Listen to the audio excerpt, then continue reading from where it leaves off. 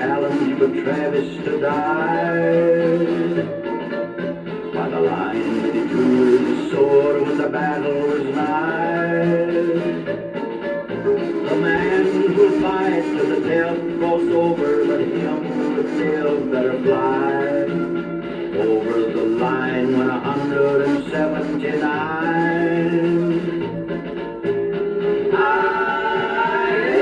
Santa we're killing your soldiers below. Let men wherever they go will remember the Alamo. No boy lay dying, his powder was ready and dry. From flat on his back, though he killed him a few in reply. And brave Davy Crockett was singing and laughing with gallantry filled in his eyes. For God and for freedom, a man more than willing to die.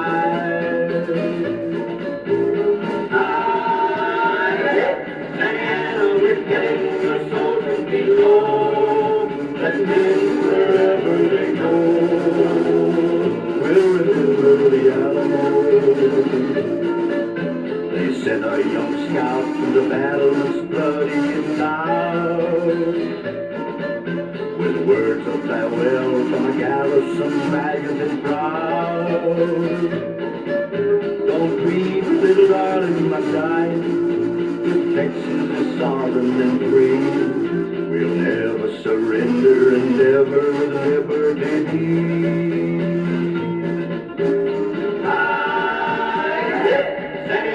We're getting your soldiers below. Let men wherever they go will remember the Alamo.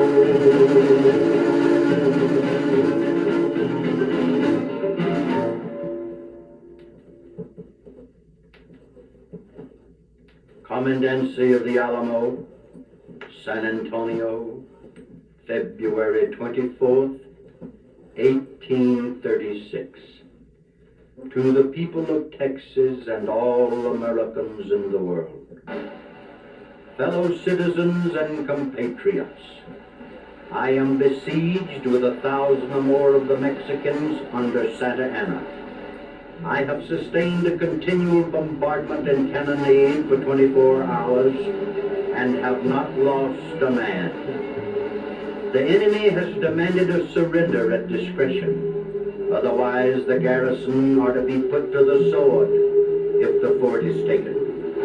I have answered the demand with a cannon shot, and our flag still waves proudly from the walls. I shall never surrender or retreat.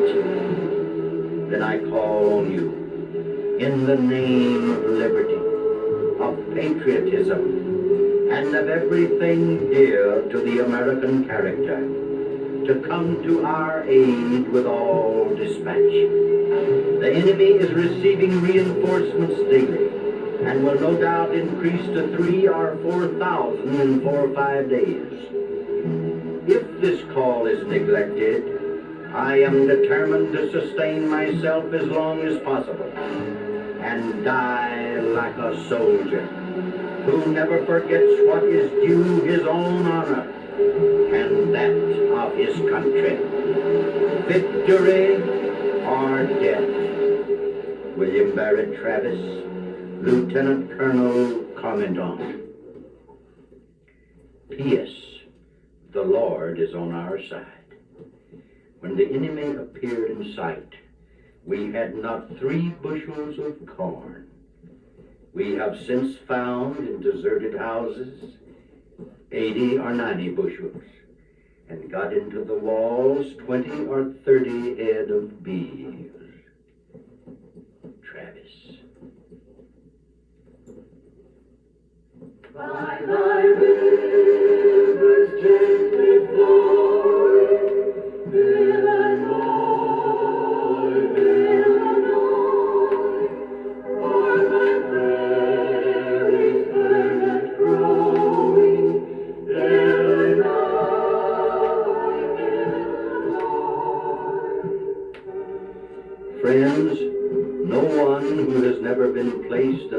disposition can understand my feeling at this hour, nor the oppressive sadness I feel at this parting. For more than a quarter of a century I have lived among you, and during all that time I have received nothing but kindness at your hands. Here have I lived from my youth until now I am an old man. Here the most sacred ties of earth were assumed. Here all my children were born, and here one of them lies buried. To you, dear friends, I owe all that I am. Today I leave you. I go to assume a task more difficult than that which devolved upon Washington. Unless the great God who assisted him shall be with me and aid me, I must fail. But if the same omniscient mind and almighty arm that has directed and protected him shall guide me and support me, I must not fail. I shall succeed. Let us all pray that the God of our fathers may not forsake us now. To him I commend you all. Permit me to ask that with equal security and faith you will invoke his wisdom and guidance for me. With these few words I must leave you, for how long I know not. Friends one and all, I must now bid you an affectionate farewell.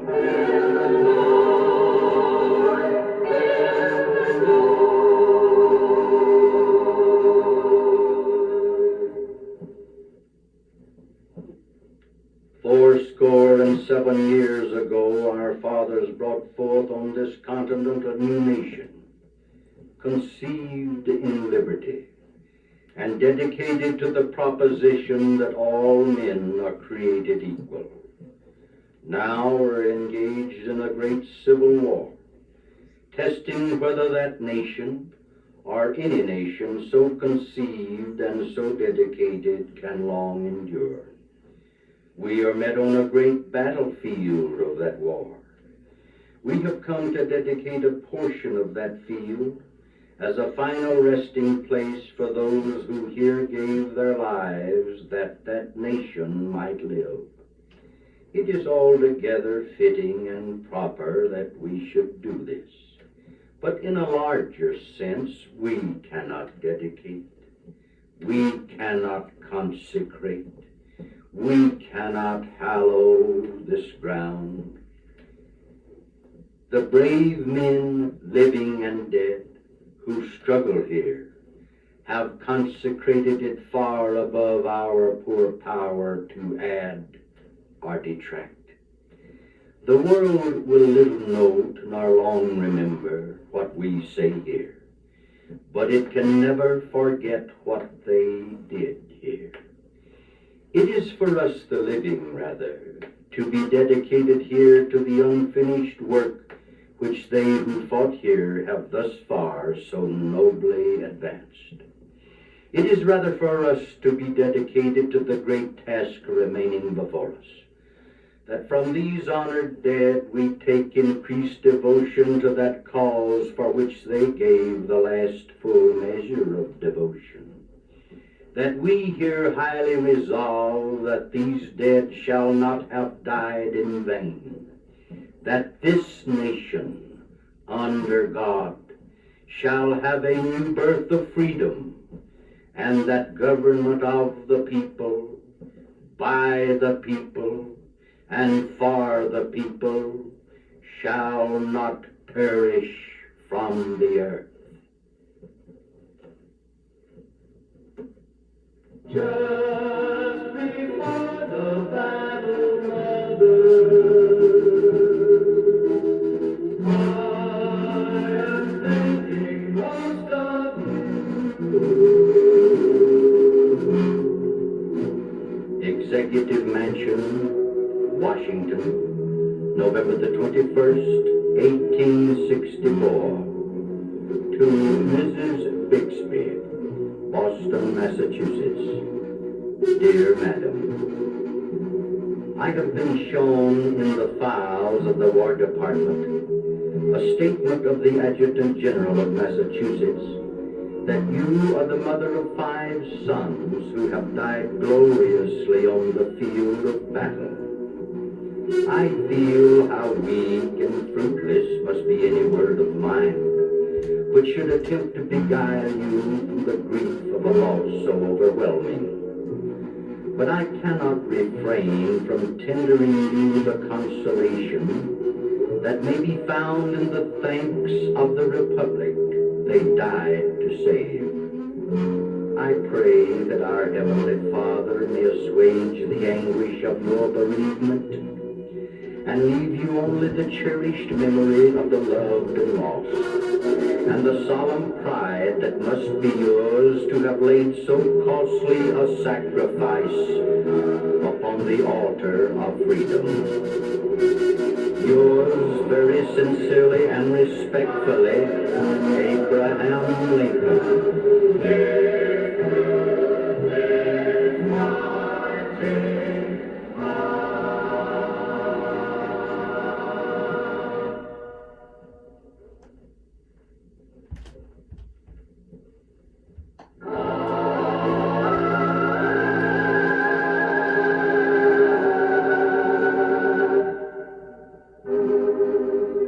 This is a strange but true story which proves that history does repeat itself.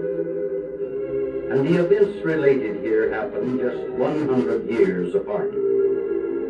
Both President Lincoln and President Kennedy were concerned with the issue of civil rights. Lincoln was elected in 1860. Kennedy was elected in 1960, 100 years apart. Both were shot from behind, in the head. Their successors, both named Johnson, were Southern Democrats, and both were members of the Senate. Andrew Johnson was born in 1808. Lyndon Johnson was born in 1908, 100 years apart. John Wilkes Booth, the man who shot Lincoln, was born in 1839. Lee Harvey Oswald, the man who shot Kennedy, was born in 1939, 100 years apart. Booth and Oswald were Southerners, and both favored unpopular ideas. Booth and Oswald were both assassinated before going to trial. Both presidents' wives lost children through death while in the White House. Both presidents were killed on Friday and in the presence of their wives. President Lincoln's secretary, whose name was Kennedy, advised him not to go to the theater. President Kennedy's secretary, whose name was Lincoln, advised him not to go to Dallas. John Wilkes Booth shot Lincoln in a theater and ran to a warehouse. Lee Harvey Oswald shot Kennedy from a warehouse and ran to a theater. The names Lincoln and Kennedy each contain 7 letters. The names Andrew Johnson and Lyndon Johnson each contain 13 letters. The names John Wilkes Booth and Lee Harvey Oswald each contain 15 letters. And friends, it is true that history does sometimes repeat itself.